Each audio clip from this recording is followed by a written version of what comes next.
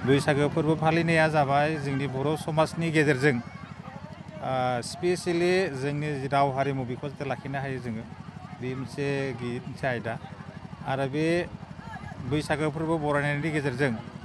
जोंनि बर' समाजाव जायफोर बिहोमा होनाय मानसि दङ स्पेसियेलि प्रेमानन्द मुसाहारि बिथाङा जोंनि गेजेराव बहुद माने समाज बेबस्थायाव बिथांनि बिहोमा बहुद बेबायदि जयमती नार्जारि बायदेवा खन्थाइनि गेजेरजों बिथां माने बयखौ मिथियो आरो दा बेबायदि मिथिनाय बेबायदि गोरों मानसिफोरखौ बरायनायनि गेजेरजों बिथांमोननि जिखिनि मावथांखि बा मावनाय जिखिनि खामानि इयुन जेनेरेसनफ्रा जाहाथे मिन्थियो आरो बेजोंनो जाहाथे जों समाजखौ आवगायलांनो हायो दा बेनि थाखायनो दिनै बे खुंगा नैथि दुलाराय बर' हारिमु आफादनि बैसागो फोरबो बरायनायाव बिथांमोनखौ मान बावनाय जादों। दिपकनिया माने दिपक माने बसुमतारी बिथाङाबो कुमार दिपक कुमार बसुमतारी दैमारि बिथाङाबो मा होनो सिफुं दामनो मोजां ताब्ला दामनो रोङो दामजुआव बिथाङा एक्सपार्ट आरो दा बिथांनि मावथांखि मावनायफोरखौ जोंनि गेजेराव दानि हान्जाफोरा मिथिजोबा आरो दा बेनिखायनो बिथांनि मावनायजों मिथिहोनायजों लोगोसे मोनसे मान होनाया जोंनि दायित्व दा बेनिखायनो दिनै बे बोसोर गोदानाव बेफोरबायदि मानसिफोरखौ जों लिंहरनानै जिल्ला हारिमु आफादा दिनै बे आनुষ্ঠাनिकनिफ्राय बिथांमोनखौ मान बावनाय जादों आरो दा आसा लाखिदों बैसागोआ जाहाथे मोजाङै मोजां बारलाङो बेखौ जों इसोरनि खाथियाव प्रार्थना खालामदों आरो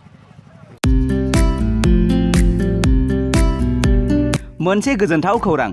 कारिगावनि माइगं बाथौ फरायसालि सेनियर सेकेन्डारि स्कुला लानानै फैदों मोनसे गोजोनथाव खौरां। क'क्राझार जिल्लानि कारिगाव माइगंपुरी गामिनि माइगं बाथौ फरायसालि सेनियर सेकेन्डारि स्कुला HS फार्स्ट इयारनि थाखाय बेसेन नाङै मुं थिसननाय आरो फर्म बिलाइनाया सोलिगासिनो दं। बे माइगं बाथौ फरायसालि सेनियर सेकेन्डारि स्कुलाव आर्ट्स स्ट्रिमनि थाखाय इंलिश, बड' एबा MIL इक'नमिक्स, एजुकेसन, एडभान्स बड', हिस्ट्रि, पलिटिकेल साइन्स आरो अल्टि इंलिश गासैबो आयदाखौ मोननो हागोन। आरो बे माइगं बाथौ फरायसालि सेनियर सेकेन्डारि स्कुलाव इंराजि आरो बर' मोन्नैबो बिजों थागोन।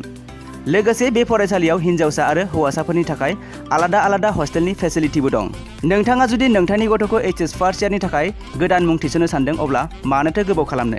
थाबैनो बे माइगं बाथौ फरायसालि सेनियर सेकेन्डारि स्कुलाव बेसेन होनाङा जासे मुं थिसनहैदो। आबुङै मिथिनो थाखाय 8011394710 एबा 8133845456 नङाब्ला 7638023455 नैबे जानबुं नाम्बाराव फन खालामना खौरां लाहरनो हागोन।